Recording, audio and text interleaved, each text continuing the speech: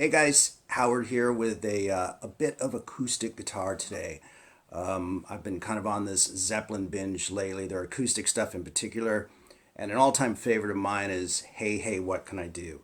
So I thought I'd just do that one for you. No tab on the screen or anything like that for this one. I'll just walk you through it and explain how to play it. But first and foremost, bear with me for a second, there's a bit of mystery surrounding this one, I think. A lot of people think it's in the key of G or it's in an open G tuning, but it is actually neither.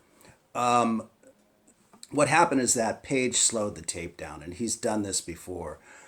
He did it on no quarter, making it sound like it was in the key of C sharp, even though it was always played live in the key of D, and that's obviously the way they recorded it. The dead giveaway is you can tell how the cymbals sound when you slow down tape. In the world of analog, the decay on the cymbal tends to really spread out, and you can hear that on tape. You can hear it just kind of make its way across the soundscape, if you will. So I've got the guitar tuned down a half step, okay? And another giveaway, by the way, is if you use a tuner and you tune your guitar a half step down, you're actually not quite in tune with the recording. The recording is still slightly sharp.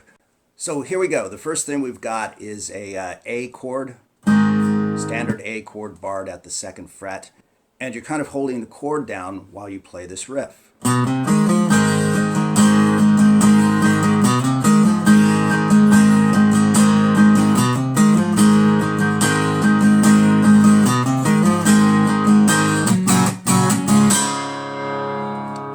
Okay, so the riff is third fret on the A string to the fourth fret on the A string, and then the second fret to the fourth fret on the next string. But Jimmy's playing it really loosely. He's not sort of being super articulate. He's kind of whacking away at the A string, the D string, and the G string, more or less, and just keeping it pretty loose.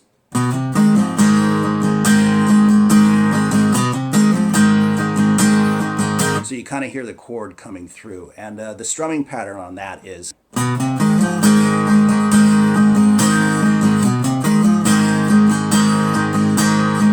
down, down, up, down, down, up, down, down, up, okay?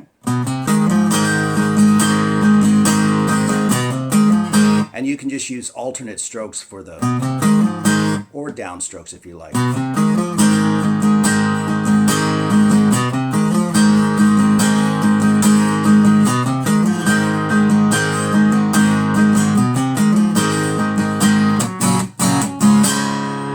That, of course, is a G to a D, and I like to hit that with an upstroke because that's where the pocket is.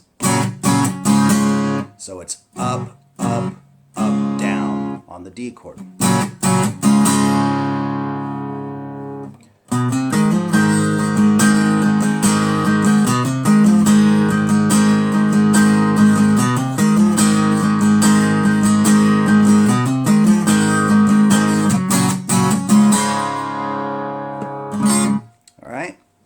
And then, of course, we move into the verse, and these are all pretty standard chords. They are standard chords: A, E, G, and D.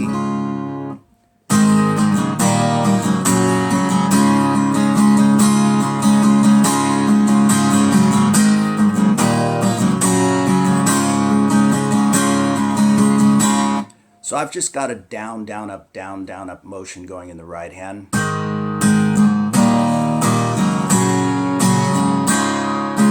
Just kind of changing the chords as you float along.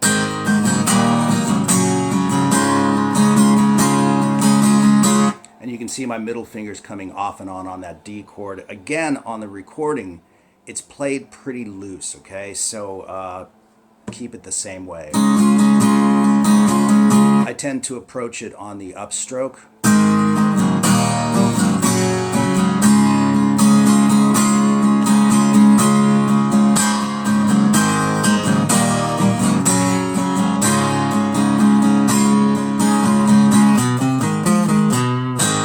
And he tosses in that lick like every other time. The first time you're just strumming the D chord, and then the second time he adds the riff in, and it's the same riff he's already played more or less. He just adds the little blues flavor to the end of it.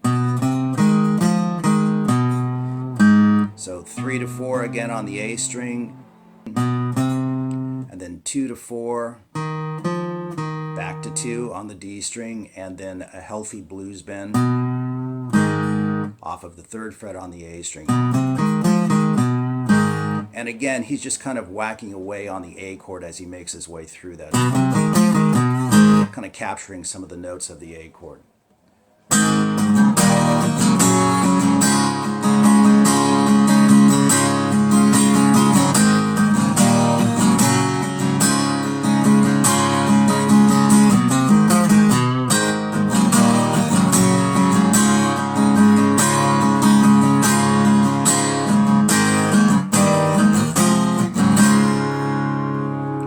So the tag on the verses is a little bit trickier to play.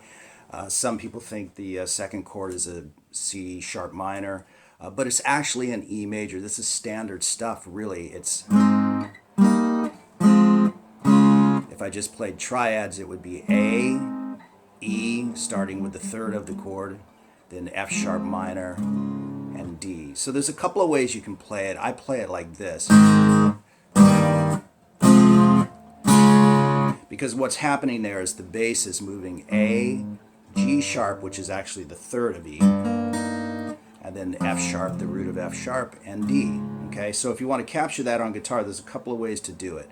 I place my pinky on the 4th fret on the top string, the A string is muted out, and I form the rest of the E chord with these 2 fingers. 2nd fret on the D string, and 1st fret on the G string. I think that's a really cool sound.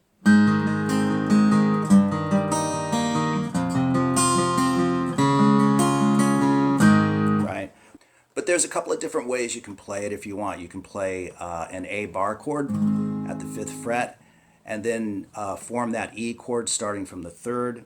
That's the 6th fret on the D string, 4th fret on the G string, and then 2nd fret on the E string, and then just wrap your thumb around to grab the G sharp up there, right? You can also play it like I did earlier. It really doesn't matter, whatever makes it easiest for you to play. I just play it that way because I like that full sound.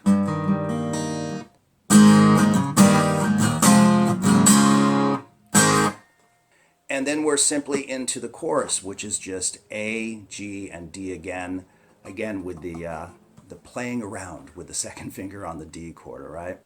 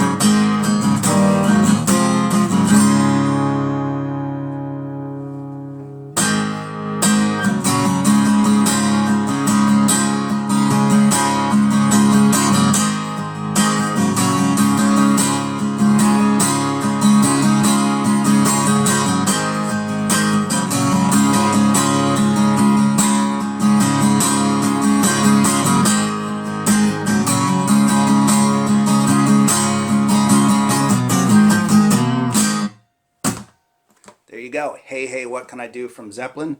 So keep your wrist nice and loose on the choruses. As you can see, there's a lot of upstroke action to capture that pocket.